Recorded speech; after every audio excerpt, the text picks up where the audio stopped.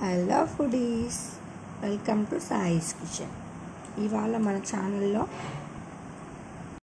దోశలోకి చట్నీ ఎలా చేయాలో తెలుసుకుందాం. దానికి కావాల్సింది వేరుశనగ పప్పు ఇలా బాగా దోరగా వేయించుకోవాలి. నేను చూపిస్తున్న కలర్ వస్తే స్టవ్ ఆఫ్ చేసేసి పప్పుని బాగా చల్లార్చండి. అదే ప్యాన్లో కొంచెం ఆయిల్ వేసుకొని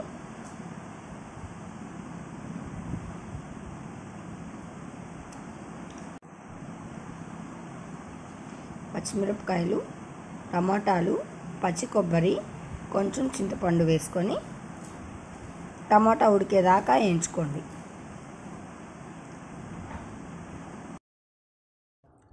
టమాటా వేగిపోయిన తర్వాత చూడండి, టమాటా వేగిపోయింది. స్టవ్ ఆఫ్ చేసేసి చల్లార్చుకోవాలి.